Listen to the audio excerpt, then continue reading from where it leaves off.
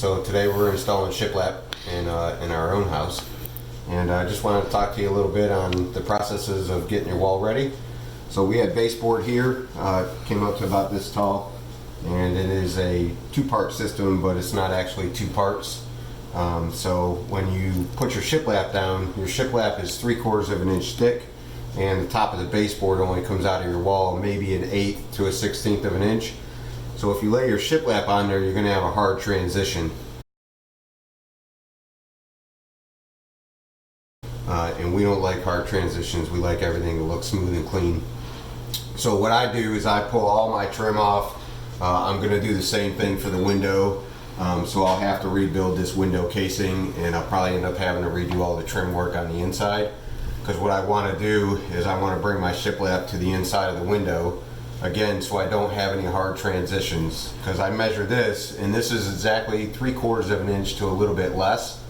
So if I butt my shiplap up to this trim, I'm going to have a really hard transition. I may have some shiplap that sticks out a little bit over the trim. I may have some that doesn't come all the way out to the edge of the trim, so it's just going to look unfinished. So what I want to do is I want to take my shiplap from the edge of my fireplace all the way to the edge of my window, and then retrim out my window. So that's what we're getting started with now. We're getting all the trim off. I've got my under cap of the window done. I've got my baseboard done. So I'm getting ready to take my window casings off, and then my sills got to come out, and then I can start running shiplap. So we'll touch back in just a little bit.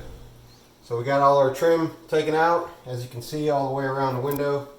I've got my first piece notched, cut, and ready to go.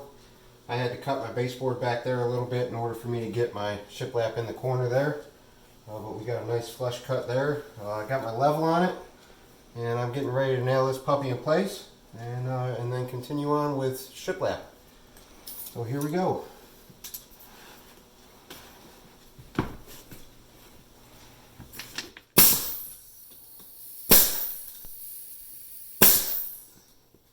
I'm going to find my studs.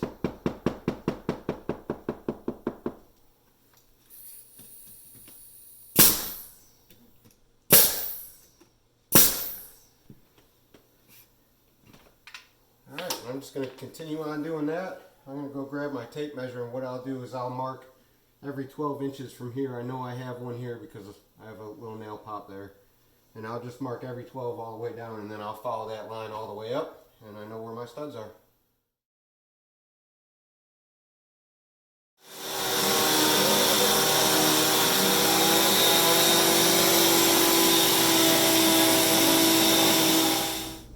So we've got all our shiplap installed. We've got all our holes filled and seams filled. I'm about to hang our TV bracket so we can make sure that that's in the right place and not mess up the paint job once we get all the paint on the walls. We'll just have to paint around it, be nice and careful. So I'm getting ready. I've got my holes pre-drilled already. I found my stud on this side. I did not have a stud on this side, so what I used was a toggle bolt. They're the expandable butterfly bolts, so when you stick them through the hole, they expand on the bolt on the other side, and then it pulls everything together nice. I used a 5/8 toggle bolt on these. This side I actually found my stud, so I'm going to use what they call a lag bolt. This is a 5/16 lag bolt as well, right here. And so I pre-drilled a small hole just so it had a little guide to go through, and I'm going to go ahead and put it in. I've got an impact drill here so it goes in nice and smooth.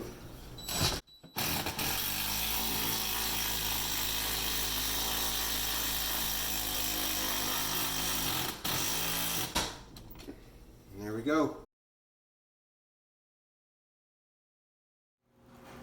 Okay, so we got all the shiplap finished.